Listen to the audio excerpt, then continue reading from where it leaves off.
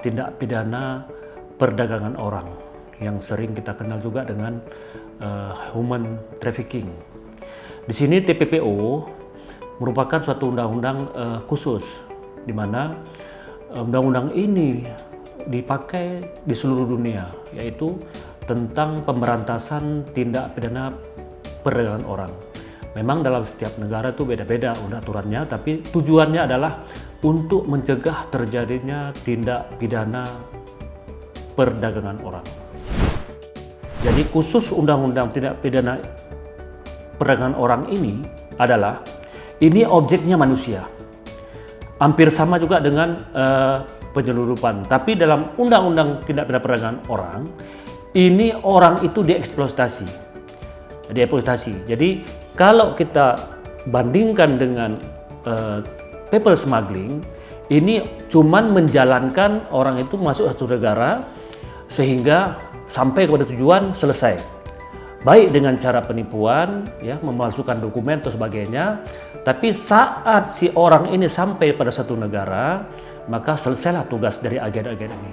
Tapi khusus untuk people smuggling, khusus untuk tidak benar perdagangan orang atau human trafficking, ini tidak terputus sampai di situ saja. Ini berlanjut sampai dengan hak-haknya itu diambil, ya, sehingga orang yang dipekerjakan tersebut terus dieksploitasi. Tapi mayoritas kejadian untuk yang korban kasus tindak pidana perdagangan orang ini adalah wanita dan anak-anak. Khusus anak-anak banyak juga dipekerjakan di tempat-tempat yang punya risiko tinggi, apakah itu di laut, ya, jermal-jermal, ataupun di tempat-tempat yang berisiko bagi anak tersebut. Jadi karena faktor kemiskinan, ya, faktor SDM, kemampuan dan sebagainya, pendidikan, sehingga dia terpaksa bekerja.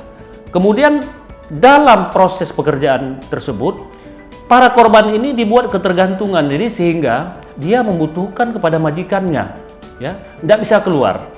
Nah, disinilah butuh kita sebagai petugas, khususnya petugas kepolisian, lebih selektif untuk melihat bahwa ini merupakan suatu perkara tindak pidana. Di sini kita selaku petugas penegak hukum, khususnya kepolisian, kita juga harus bekerja sama dengan pihak-pihak lain, apakah itu dari Dinas Sosial, Basarnas, dari DP3A, atau imigrasi, dan lain sebagainya. Karena kita lihat bahwa isu yang terjadi sekarang ini tidak semata-mata warga kita, juga masuk juga di sini warga-warga pendatang seperti etnis Rohingya yang selama ini gencar memasuki wilayah Indonesia. Tapi kita di sini harus hati-hati, bisa memilah, karena apalagi menyangkut dengan pengungsi ini, di situ juga terdapat anak-anak dan wanita. Kemudian apakah statusnya murni pengungsi atau memang mereka sengaja untuk datang ke tempat kita dengan cara diseludupkan, ya, melalui agen-agen tersebut. Dan bahkan tidak menutup kemungkinan mereka yang setelah diseludupkan juga dieksploitasi dengan cara setelah sampai di wilayah kita, mereka itu dijual kepada perusahaan-perusahaan atau tempat-tempat penampungan untuk dipekerjakan di tempat-tempat tertentu, ya, sehingga dia terus dieksploitasi. Walaupun dia etnis ataupun warga negara asing yang dalam hal ini pendatang dari luar, juga kita tetap memberi perlindungan hukum sehingga hak-haknya sebagai manusia itu dapat kita penuhi. Sekarang apa langkah kita dalam menangani kasus tersebut apabila ini terjadi, ya?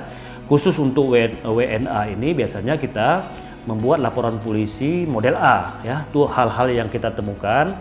Tapi dalam khusus perdagangan orang yang mungkin warga negara kita yang mereka kadang sudah mengetahui atau memang belum mengetahui, ya, itu bisa model A. Tapi apabila yang dilaporkan apabila sudah terjadi, itu model B, ya. Jadi kita terima laporan, kemudian kita memprosesnya. Kemudian apa langkah kita dalam menangani kasus tersebut? Pertama, apabila ini perkara kita temukan, kerta yang kita proses melalui model A, ini kita teliti dulu, kita selidiki apakah ini memang merupakan satu tindak pidana atau bukan. Apabila ini merupakan sudah ada tindak pidananya, ya kita proses, kita lakukan penyelidikan dengan cara mendatangi mereka, ya, tempat-tempat pengungsian tersebut, dengan tidak lupa menjaga kesehatan diri kita, apalagi khusus pengungsi, apakah dengan menggunakan masker, sarung tangan, dan lain sebagainya.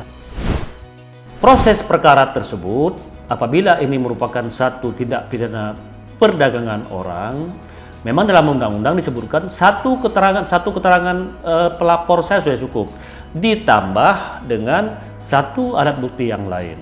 Ini bisa kita langsung proses, ya. Cukup dari keterangan seorang, kemudian didukung oleh alat bukti yang lain, perkara tersebut bisa kita proses. Kemudian yang paling penting kita dapat membuktikan di situ adanya aliran dana, ya, ada aliran dana dari apakah dari pihak orang lain yang agennya yang merekrut dia, kemudian kepada siapa uang tersebut dikirimkan. Ya, pertama bisa jadi dari korban, kemudian kepada rekrut kadang dikirim kepada agen-agen yang lain. Perlu diingat bahwa khusus kasus tindak pidana perdagangan orang ini merupakan sindikat dan mereka tidak bisa bekerja sendiri. Apabila ini perkara bisa kita ungkap kepada si pelapor kasus tersebut, ya, mereka juga akan mendapatkan hak restitusi dari para pelaku kasus tersebut, ya. Tapi ini bukan kewenangan kita, melainkan ini adalah kewenangan dari hakim, ya. Karena korban dari trafficking ini mereka berhak menuntut restitusi dari para pelakunya. Nah, bagaimana apabila para pelaku tersebut tidak memberikan, maka ancaman yang diberikan kepada yang bersangkutan bisa ditambah setahunnya, paling tinggi 1 tahun, ya. Kita perlu mengungkap jaringan-jaringan. Karena sekarang yang paling dapat kita ungkap, banyak yang kita ungkap, itulah kalangan bawahnya, yang perekrut-perekrutnya saja.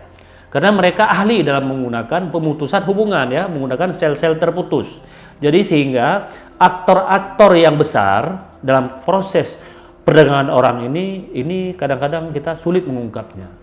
Karena dari perekrut terputus hubungannya. Ya, mereka tidak tahu di mana alamatnya, cuman menghubungi perekrut ini melalui media sosial atau via telepon. Di sini kita harus bekerja sama dengan UNHCR untuk memfasilitasi kita tentang orang tersebut. Mau kita kemanakan dia? Apabila memang terjadi tindak pidana yang dilakukan, apakah itu dari etnis Rohingya sendiri atau berkolaborasi dengan warga kita harus menindaknya dengan bantuan dari UNHCR ataupun dari IOM untuk penerjemah. Dan apabila perkara ini ada tindak pidananya, dan tetap harus kita proses. Yang penting bukan bagaimana banyaknya kita selesaikan kasus tindak pidana pencucian orang, tapi upaya yang paling bagus adalah pencegahan agar tindak pidana perdagangan orang ini tidak terjadi. Ya, terima kasih.